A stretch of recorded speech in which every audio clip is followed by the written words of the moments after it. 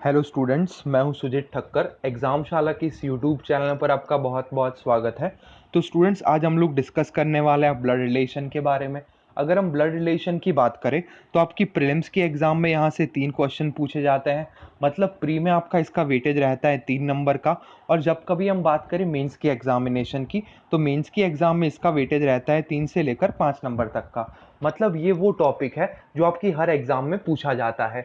फिर चाहे वो एग्ज़ाम आपकी एसबीआई की हो, आरआरबी की हो, आरबीआई की हो, आईबीपीएस की हो, या फिर इंश्योरेंस की एग्ज़ाम हो। ओके, मतलब हर एक एग्ज़ाम में ये टॉपिक आपका पूछा जाता है। प्रीलिम्स में इसका वेटेज रहता है 3 नंबर और मेंस में इसका आपका वेटेज रहता है 3 से 5 नंबर तक। ओके, अब देख लेते हैं इस टॉपिक में किस किस टाइप के क्वेश्चंस आते हैं, किस क्वेश्चन को कैसे अप्रोच करना है, साइंस को किस तरीके से इंडिकेट करना है, मतलब मेल को हम लोग किससे इंडिकेट करेंगे, फीमेल को किस तरीके से इंडिकेट करेंगे, जनरेशन गैप को कैसे दिखाना है, वो सारी की सारी चीज़ें वन बाय वन देख लेते हैं। ओके, चलिए अगर इस टॉपिक की बात करें तो जहाँ कहीं आपको मेल को इंडिकेट करना होगा तो हम लोग मेल को इंडिकेट करेंगे या तो बॉक्स से या तो प्लस से। ओके, मतलब जहाँ कहीं भी आपको किसी मेल मेंबर को दिखाना हो तो मेल को हम लोग या तो बॉक्स से इंडिकेट करेंगे या तो प्लस से। सेम इसी तरह जहाँ कहीं भी आपको फीमेल मेंबर को इंडिकेट करना हो, मतलब फीमेल मेंबर दिखाना हो, तो आप या तो उसको सर्कल से इंडिकेट करेंगे या तो माइनस से। ओके, अगर हम बात करें हस्बैंड एंड वाइफ के रिलेशन की, तो हस्बैंड एंड वाइफ के रिलेशन को हम लोग इंडिकेट करेंगे डबल एरो के साथ। ओके, एंड सिबलिंग का रिलेशन, सिबलिंग मतलब या तो दोनों ब्रदर, या तो दोनों सिस्टर, या तो ब्रदर सिस्टर, तो उस रिलेशन को हम लोग इंडिकेट करने वाला है सिंगल लाइन के साथ। ओके, मतलब सिंपल सा फंडा है कि मेल को इंडिकेट करेंगे हम या तो बॉक्स के साथ या तो स्क्वायर के साथ, फीमेल को हम लोग इंडिकेट करेंगे या तो सर्कल के साथ और या तो माइनस के साथ। सेम इसी तरह हस्बैंड वाइफ का रिलेशन डबल एरो के साथ इंडिकेट करेंगे और ब्रदर सिस्टर के रिलेशन को हम लोग इंडिकेट करेंगे सिंगल लाइन के साथ। ओके, अब देखो आपको जनरेशन का कहाँ कहाँ ख्याल रखना है। तो देखो ब्रदर सिस्टर दोनों सेम जनरेशन में आएंगे, सेम हस्बैंड वाइफ दोनों सेम जनरेशन में, सेम इसी तरह फादर एंड सन के बीच में जनरेशन गैप रहेगा एक। जैसे कि आपके फादर कहाँ पर होते हैं, आपकी ऊपर वाली जनरेशन में। आपके ग्रैंडफादर कहाँ पर होते हैं, तो आपके फादर की ऊपर वाली जनरेशन में। मतलब सन और फादर या फिर सन और डॉटर के बीच में जनरेशन गैप रहता है एक। ग्रैंडसन और ग्रैंडफादर के बीच में जनरेशन गैप रहता है 2। ओके, मतलब आपके और आपके फादर के बीच में जनरेशन गैप 1, आपके फादर और आपके ग्रैंडफादर के बीच में जनरेशन गैप 1, और आपके और आपके ग्रैंडफादर के बीच में जनरेशन गैप रहेगा 2 का। ओके, आई होप स्टूडेंट्स आपको यहाँ तक क्लियर होगा। ओके, अब देखो आपको एक बात यहाँ पर खास ध्यान रखनी है कि जब तक यहाँ पर किसी भी पर्टिकुलर पर्सन के जेंडर के बारे में इंफॉर्मेशन ना दी जाए तब तक आपको उसको एज इट इज रखना है। मतलब इसका क्या है, तो इसका मतलब ये है कि जब आपको यहाँ पर नाम देखकर कभी भी जेंडर डिसाइड नहीं करने हैं। जैसे आपको प्रिया नाम दिखा तो आपके माइंड में यही इमेज होती है कि प्रिया मतलब लड़की। ओके, पर इस टॉपिक में ऐसा नहीं होता है। प्रिया लड़की भी हो सकती है और प्रिया लड़का भी हो सकता है। ओके, तो आपको इस बात का खास ख्याल रखना है कि यहाँ पर आपको नाम देखकर कभी भी जेंडर डिसाइड नहीं करने हैं। ओके, चलिए देख लेते हैं यहाँ पर कौन कौन से टाइप के क्वेश्चन आते हैं और उन क्वेश्चन को कैसे अप्रोच करना है। ओके, तो एग्जाम में देखिए इस तरीके से आपके सामने इन्फॉर्मेशन रखी जाएंगी। इन्फॉर्मेशन के अकॉर्डिंग हम लोग फैमिली ट्री बनाएंगे और फैमिली ट्री बनाने के बाद आपको दिए गए सवालों का यहाँ पर जवाब देना होता है। ओके, चलिए देख लेते हैं क्वेश्चन क्या कह रहा है। तो अगर हम क्वेश्चन की बात करें तो क्वेश्चन में हमें ये लिखा हुआ है कि there are 7 members S T U V W X and Y in a family. मतलब पहली लाइन तो हमें ये दी गई है कि टोटल हमारे पास 7 मेंबर है, S T U V W X and Y. Okay, उसके बाद अगर हम बात करें अमंग देम ओनली 3 फीमेल्स, अब उन 7 मेंबर्स में से सिर्फ 3 फीमेल है। अगर 3 फीमेल है तो बाकी बचे 4 कौन होने वाले हैं, मेल। मतलब देखो फर्स्ट लाइन में इंफॉर्मेशन क्या मिली, तो फर्स्ट लाइन में इंफॉर्मेशन ये मिली कि टोटल हमारे पास कितने मेंबर है, 7 मेंबर। उन 7 मेंबर्स में से फीमेल कितनी है, 3। अगर 3 फीमेल है तो बाकी बचे 4 कौन होने वाले हैं हमारे पास, मेल। ओके, उसके बाद जब हम लोग आगे बढ़े तो नेक्स्ट इंफॉर्मेशन क्या दी गई है, तो नेक्स्ट इंफॉर्मेशन ये है कि S is married to V. मतलब एस की शादी किसके साथ हुई है, वी के साथ। तो हम लोग हस्बैंड वाइफ को कैसे इंडिकेट करते हैं, डबल एरो के साथ।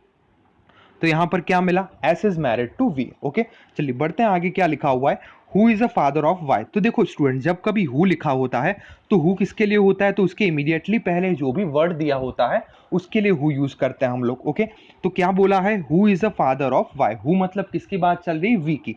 अब वी फादर है किसका, वाई का। ओके, अब वी फादर है वाई का, तो वाई कहां पर आएगा, इसकी बाद वाली जनरेशन में। अब देखो यहां पर देखा जाए तो क्या बोला था, एस और वी दोनों मैरिड कपल है। अगर वी मेल हुआ तो बाय डिफॉल्ट एस कौन होगा, फीमेल। ओके, तो अगर एस फीमेल है तो फीमेल को हम लोग कैसे इंडिकेट करते हैं, सर्कल के साथ। ओके, तो यहाँ पर हमें एस का जेंडर पता चल गया, एस क्या है फीमेल और वी क्या है मेल। ओके, चलिए आई होप यहाँ तक आपको क्लियर होगा कि हम लोगों ने कैसे क्वेश्चन को अप्रोच करा है। ओके, चलिए बढ़ते हैं आगे। नेक्स्ट अगर हम बात करें तो नेक्स्ट इन्फॉर्मेशन क्या दी गई है कि x is the brother of y, मतलब x ब्रदर है किसका, y का।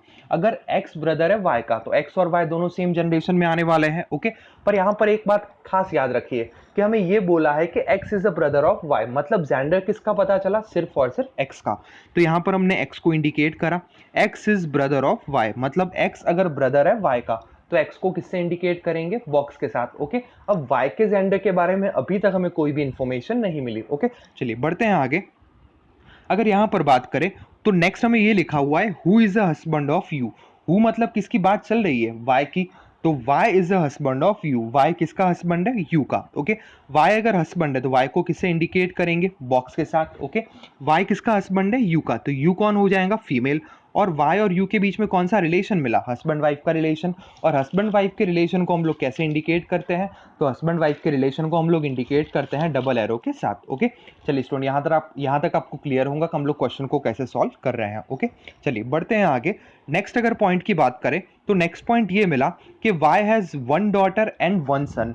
वाई की एक डॉटर है और एक सन है। ओके, अब वाई की एक डॉटर और एक सन मतलब वो कहां पर आने वाला है, वाई की बाद वाली जनरेशन में।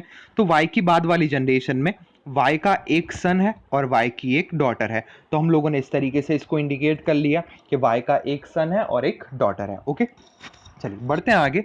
You is a mother of T, मतलब यू मदर है किसकी, टी की, and T is not son of you. अगर हम बात करें यू मदर है किसकी, टी की, तो या तो हम लोग टी को यहां बॉक्स में प्लेस कर सकते हैं या तो सर्कल में। ओके, पर उसके बाद वाली लाइन में क्या दिया हुआ है कि T is not son of you, T U का सन नहीं है। अगर टी यू का सन नहीं है तो टी कौन होगा, यू की डॉटर। ओके, तो यहां पर सर्कल में हम लोगों ने किसको प्लेस कर लिया, टी को। ओके, अब टोटल हमें कितने मेंबर्स दिए गए थे, तो हमें टोटल 7 मेंबर्स दिए गए थे। अब 7 में से कितने मेंबर हमें प्लेस हो गए, 6 मेंबर प्लेस हो गए और एक ही मेंबर बचा कौन, डब्ल्यू। तो डब्ल्यू को हम लोगों ने कहां प्लेस कर लिया, बची हुई जगह पर। ओके, तो इस तरीके से हमारे सातों के सातों मेंबर्स मिल गए। ओके, अब क्या बोला था, 3 फीमेल और 4 मेल मेंबर चाहिए थे। देख लेते हैं मिल रहा है या फिर नहीं। अगर हम मेल की बात करें तो एक मेंबर मिला मेल वी, दूसरा मेल मेंबर वाई, तीसरा मेल मेंबर एक्स और चौथा मेल मेंबर कौन मिला, डब्ल्यू।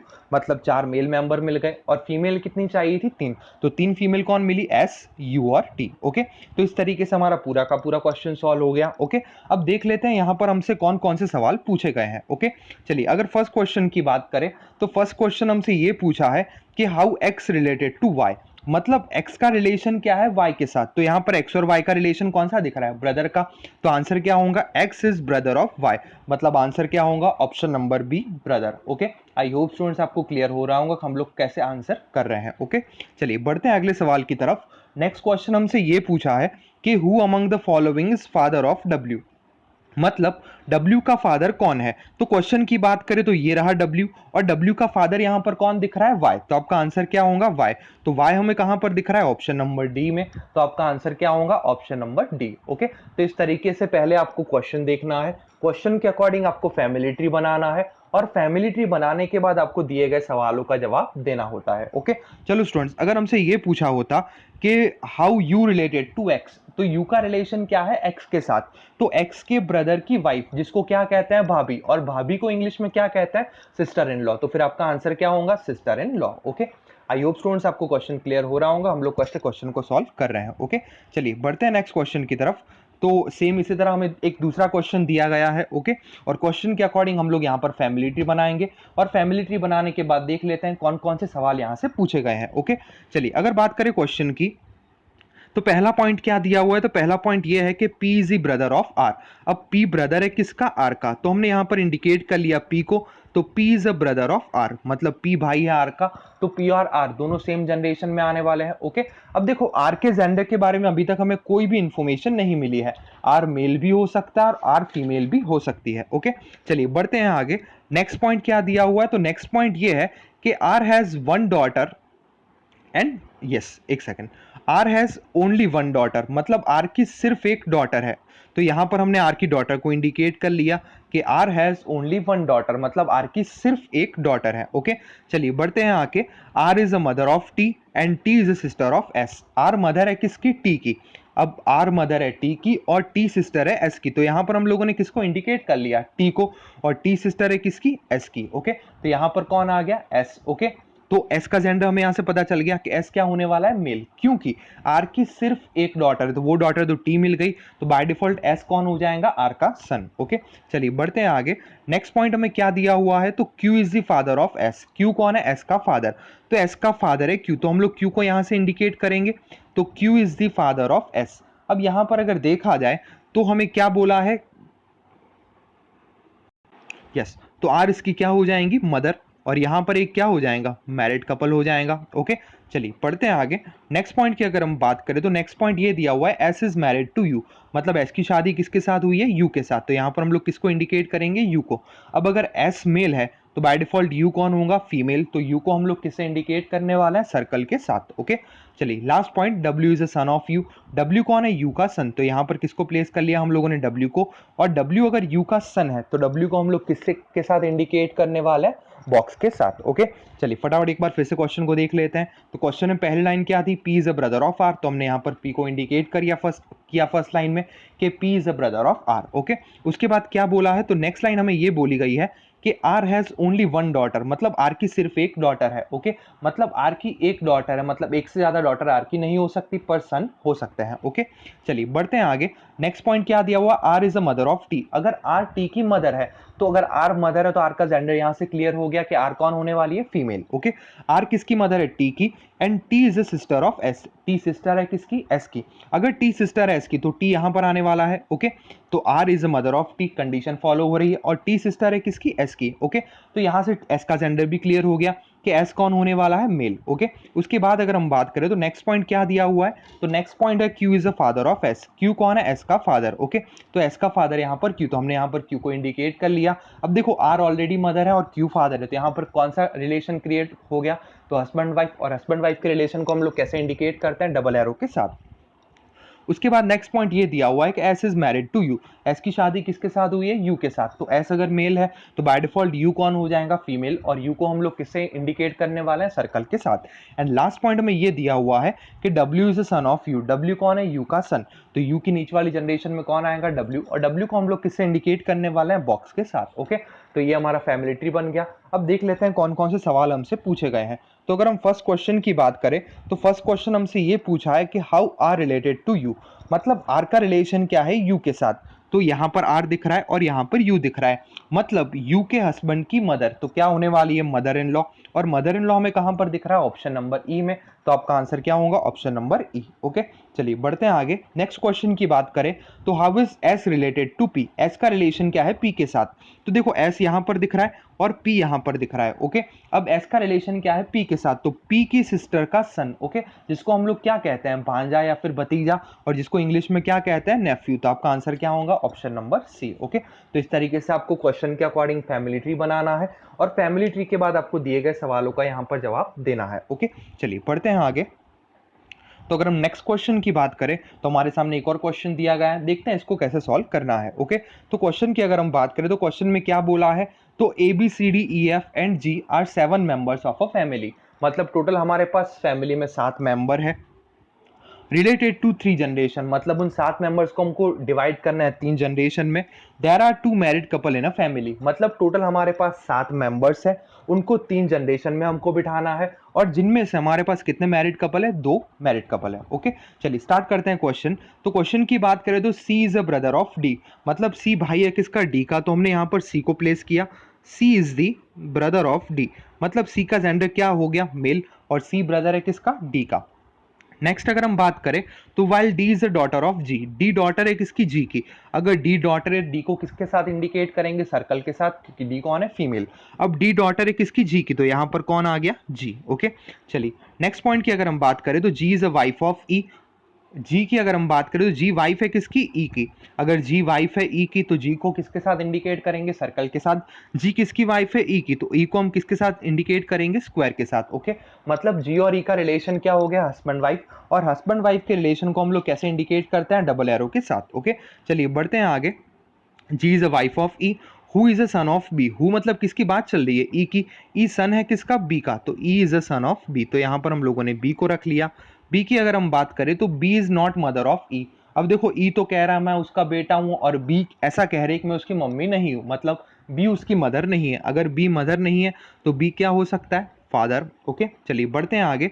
नेक्स्ट अगर पॉइंट की बात करें तो A is the oldest in a family, मतलब ए फैमिली में सबसे ओल्डेस्ट है, एंड मैरिड टू बी, और ए की शादी किसके साथ हुई है, बी के साथ। अगर बी के साथ शादी हुई है ए की तो ए कौन हो गया, फीमेल। ओके चलिए यहाँ तक क्वेश्चन क्लियर है आपको, चलिए पढ़ते हैं आगे। अगर हम नेक्स्ट की बात करें तो while F related to second generation, F कहां पर होना चाहिए, सेकंड जनरेशन में, मतलब जी और ई वाली जनरेशन में हमको किसको प्लेस करना है, एफ को। ओके देख लेते हैं एफ के बारे में और कोई इन्फॉर्मेशन है या फिर नहीं है।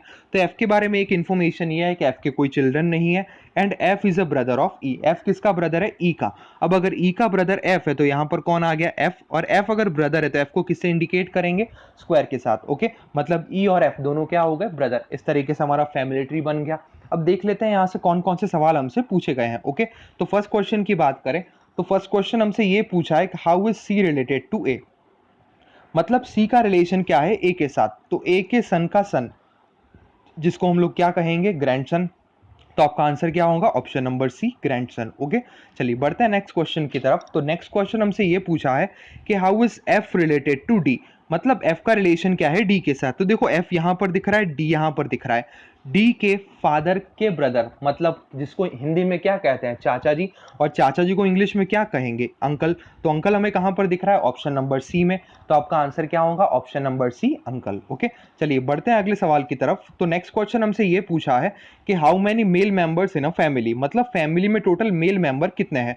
तो मेल मेंबर की बात करें तो देखो एक मेल मेंबर कौन मिला, बी, दूसरा मेल मेंबर कौन सा मिला, ई, नेक्स्ट मेल मेंबर कौन सा मिला, एफ, और नेक्स्ट मेल मेंबर कौन सा मिला, सी। ओके तो टोटल हमें मेल कितने मिले, 4। ओके तो आपका आंसर क्या होगा, 4, कि how many male members are there in a family, then your answer will be 4। Okay चलिए बढ़ते हैं आगे।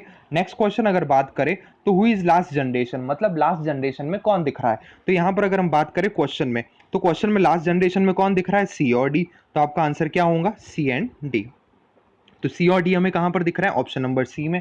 तो आपका आंसर क्या होगा, ऑप्शन नंबर सी। बढ़ते हैं आखिरी सवाल की तरफ। तो नेक्स्ट क्वेश्चन हमसे ये पूछा है who is couple in the family, तो फैमिली में कपल कौन दिख रहा है। तो फैमिली की अगर हम बात करें तो यहां पर कपल की बात करें तो एक कपल कौन दिख रहा है, ए और बी, और दूसरा कपल कौन दिख रहा है, जी और ई। तो एक कपल हमें मिला ए और बी, और दूसरा कपल मिला ई और जी। तो आपका आंसर क्या होगा, option number B. Okay I hope student आपको क्वेश्चन क्लियर हो रहे होंगे, हम लोग क्वेश्चन को कैसे सॉल्व कर रहे हैं। Okay thank you students.